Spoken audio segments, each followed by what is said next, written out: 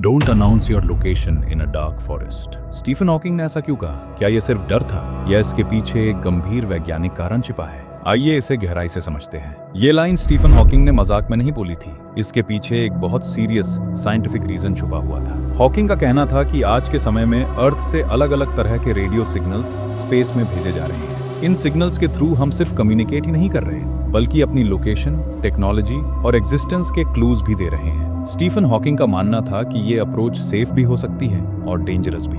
अगर ये सिग्नल्स किसी पीसफुल सिविलाइजेशन तक पहुंचते हैं तो शायद कोई प्रॉब्लम ना हो, लेकिन अगर ये सिग्नल्स किसी हॉस्टाइल या हाईली एडवांस सिविलाइजेशन के पास पहुंच गए तो अर्थ के लिए ये एक सीरियस रिस्क बन सकता है। इस वार्निंग के पीछे का मेन साइंटिफिक आइडिया है डार्क फॉरेस्ट थ्योरी। अब आप सोच रहे होंगे, डार्क फॉरेस्ट थ्योरी क्या है? देखो, इस थ्योरी के अकॉर्डिंग यूनिवर्स एक डार्क फॉरेस्ट की तरह है, जहां हर सिविलाइजेशन एक हंटर की तरह बिहेव करती है। हर सिविलाइजेशन सिर्फ एक ही चीज चाहती है, सरवाइव करना। और क्योंकि कोई भी ये कंफर्म नहीं कर सकता कि दूसरी सिविलाइजेशन फ्रेंडली है या हॉस्टाइल, इसलिए सबसे सेफ ऑप्शन होता है चुप रहना, हाइड रहना। जो भी सिविलाइजेशन अपनी लोकेशन रिवील कर देती है वो खुद को खतरे में डाल देती है। डार्क फॉरेस्ट थ्योरी क्यों बनी? साइंस में एक बड़ा सवाल था, यूनिवर्स इतना बड़ा है, फिर एलियंस दिखते क्यों नहीं? इस क्वेश्चन को कहते हैं फर्मी पैराडॉक्स, और डार्क फॉरेस्ट थ्योरी इसका एक पॉसिबल आंसर है। थ्योरी के दो मेन रूल्स। पहला, हर सिविलाइजेशन जिंदा रहना चाहती है। दूसरा, कोई भी दूसरी सिविलाइजेशन पर ट्रस्ट नहीं कर सकता। मतलब यूनिवर्स में सब अपनी सेफ्टी के लिए चुप रहते हैं और जो दिखाई देता है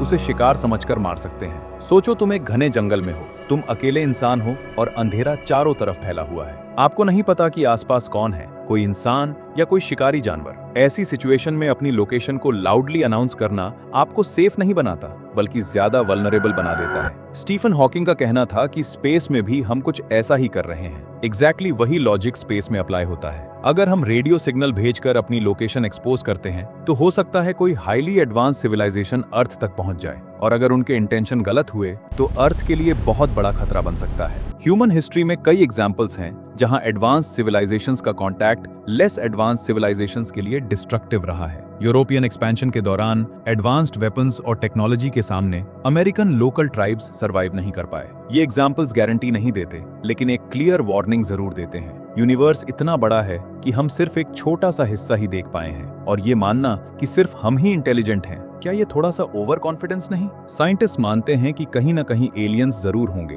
पर हॉकिंग का डर एलियन से नहीं था। उनका कंसर्न था अननेसेसरी रिस्क लेना और ह्यूमन स्टुपिडिटी से। जब तक हमें पूरा पता न हो कि यूनिवर्स में कौन है और उनकी कैपेबिलिटी क्या है, तब तक एक्टिवली अपनी लोकेशन ब्रॉडकास्ट करना सोच समझ के किया जाना चाहिए। डार्क फॉरेस्ट थ्योरी कोई प्रूवन ट्रूथ नहीं है, लेकिन ये एक ऐसी पॉसिबिलिटी है जिसे साइंस इग्नोर नहीं कर सकती। इसी कॉन्टेक्स्ट में स्टीफन हॉकिंग ने कहा था, don't announce your location in a dark forest. अगर आपको ये वीडियो पसंद आया हो तो वीडियो को लाइक करो, चैनल को सब्सक्राइब करो। अब आप क्या सोचते हैं? क्या ह्यूमैनिटी को यूनिवर्स में एक्टिवली सिग्नल भेजने चाहिए, या पहले और ज्यादा ऑब्जर्व करना ज्यादा सेफ अप्रोच है? आप अपनी राय कमेंट में शेयर कर सकते हैं।